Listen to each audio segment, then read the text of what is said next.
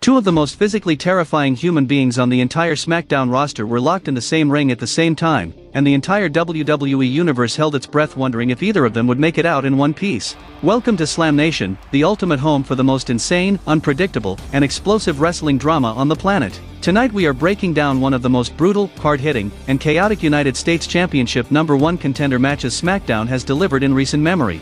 Braun Strowman vs. Jacob Fatu. The monster of all monsters against the Samoan Werewolf. Two absolute forces of destruction on a collision course with stakes that could not have been higher. And what went down on SmackDown on March 21, 2025 was not just a match. It was a war that ended with the entire arena in complete and total chaos. If you love WWE drama and insane wrestling moments like this, make sure you smash that like button, subscribe to Slam Nation, and turn on notifications because things are only getting crazier from here. Drop your thoughts in the comments right now because I want to know whose side you are on. Now let us get into every single layer of this story because the match itself was only half of what made this night so absolutely unforgettable. To understand why this match meant everything, you have to understand the weeks of bedlam that led up to it. Braun Strowman and Jacob Fatu had already been building toward an inevitable and devastating collision. These two men are not technical wrestlers. They are not strategists who try to win on points or technicalities. They are human wrecking balls, force multipliers of pure violence, and every single time they have crossed paths in the backstage corridors or during post-match run-ins,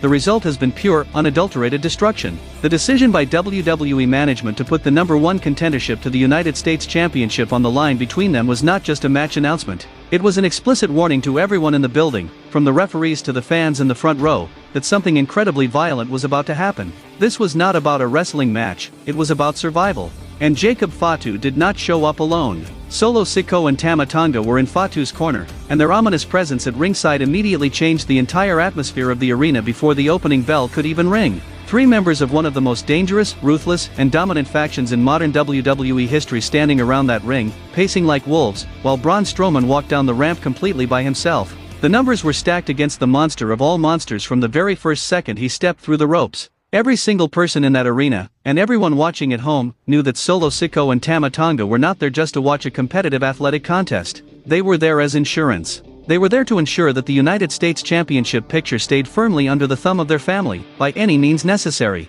But what happened next shocked everyone. The moment that bell rang, Fatu came at Strowman like a runaway freight train crashing through a concrete wall. This was not a standard wrestling match with a feeling-out process. This was not a slow, methodical build designed to test the waters. Fatu immediately unleashed everything he had in his arsenal, throwing his enormous, dense frame at Strowman with a level of aggression, speed, and utter ferocity that made the entire crowd gasp in disbelief. The sheer velocity of the Samoan Werewolf is something that defies physics, and he brought all of it to bear right out of the gate. And Strowman, to his immense credit, did not back down or retreat for a single second. The monster of all monsters absorbed every single devastating strike, every high-impact tackle that Fatu had to offer, and he fired right back with the kind of raw, thunderous power that has made Strowman one of the most feared and respected men in WWE history. These two titans were hitting each other so incredibly hard that the entire arena shook with every single exchange. You could feel the impact in the cheap seats. Fans could not believe what they were seeing unfold before their eyes because this was not the kind of formulaic match where one man dominates the offense and the other sells for 10 minutes. Both Strowman and Fatu were simultaneously taking and delivering punishment at a level that very few WWE matches ever reach.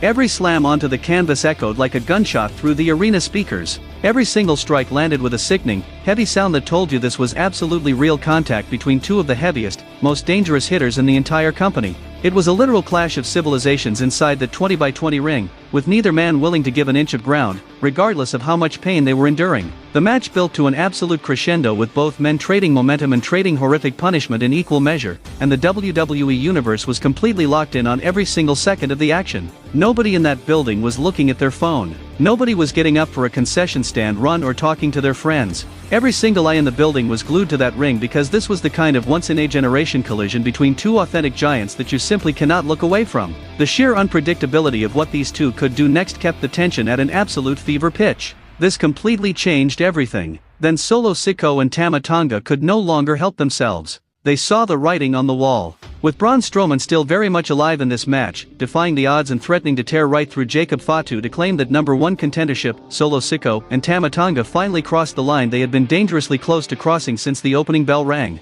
They got involved. They put their hands on Braun Strowman, launching a coordinated, full-scale assault on the monster of all monsters right while the referee watched in utter disbelief. The attack was brazen, it was completely deliberate, and it showed a total disregard for the rules of the match. But more importantly, the attack completely backfired on everything the Bloodline faction had come to SmackDown to accomplish. The referee had absolutely no choice. The rules are the rules, and with the interference being so blatant, Jacob Fatu was disqualified on the spot. Braun Strowman won the match and officially earned himself a United States Championship match against LA Knight. But nobody in that building was celebrating yet because the brutal beatdown did not stop when the bell rang. In fact, that was just the catalyst for the real chaos. Nobody expected this moment to turn into the absolute war zone that it became. Solo Sikoa and Tama Tonga continued their vicious assault alongside Fatu after the disqualification had already been announced, turning the contest into a full-on, 3-on-1 predatory attack against Strowman in the middle of that ring. The monster of all monsters, despite his incredible size and legendary resilience, was being systematically buried under the combined weight, malice, and fury of three of the most dangerous men in the industry.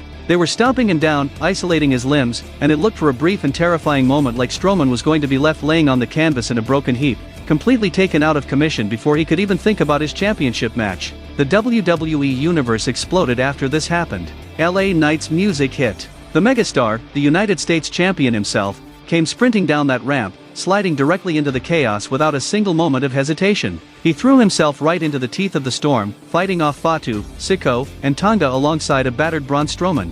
Think about that for a moment. Analyze the psychology of what just happened. The reigning champion came down to save the exact man who had just earned the official right to challenge him for his beloved title. The man who was going to be standing across the ring from him, trying to take his championship away at the next major event, came to his aid when he needed it most. The dynamic between LA Knight and Braun Strowman in that moment was fascinating, incredibly complicated, and loaded with psychological tension even in the midst of their unlikely alliance. It was a matter of mutual respect, but also a clear message from Knight that he wants Strowman at 100% when they finally square off. Together, utilizing a surge of adrenaline, Strowman and Knight successfully fought off the three-man assault and cleared the ring, standing tall side by side as SmackDown went off the air with the crowd absolutely unglued. But here is the real story that nobody is fully talking about in the aftermath of this show. Jacob Fatu's own backup cost him everything on this night. Let that sink in. Solo Sikoa and Tama Tonga came to ringside specifically to give Fatu the ultimate tactical advantage, and instead of helping him win, their impatience and their reckless actions handed Braun Strowman the #1 contendership on a silver platter.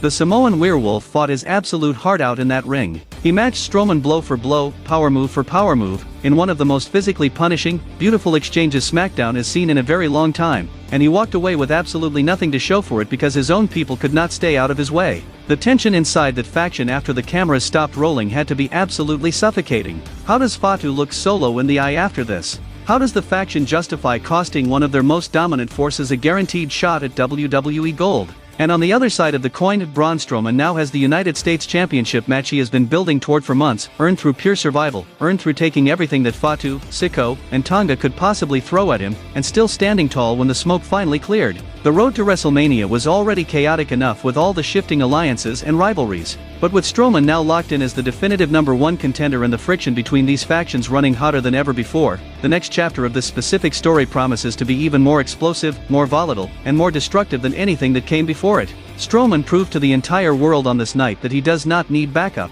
He does not need a faction to validate him. He does not need anyone to watch his back or hold his hand. He is the monster of all monsters for a reason, and he is coming to collect his gold. The question hanging over the entire WWE universe now is whether LA Knight, the proud champion who came down to save him, will actually be able to hold on to the United States Championship when the very man he just helped comes knocking on his door with everything he has. And further than that, we have to wonder whether Jacob Fatu and the rest of the bloodline are going to let either of them breathe for a single second between now and the match. NXT is not the only place where chaos rules supreme these days. SmackDown is burning, and the fire is only getting bigger. If this video had you locked in, engaged, and fired up from start to finish, do us a massive favor right now and smash that like button as hard as Braun Strowman hits his opponents, subscribe to Slam Nation if you are not already a part of this growing family, and share this video with every single wrestling fan in your life because the content is only going to get more intense, more detailed, and more analytical from here on out. Drop your official predictions in the comments right now and tell me everything you are thinking. Can LA Knight survive the sheer power of Braun Strowman? Does Jacob Fatu come back even more dangerous and unhinged after this public humiliation? And does the Bloodline's internal chaos finally tear them apart from the inside out before we even get to WrestleMania?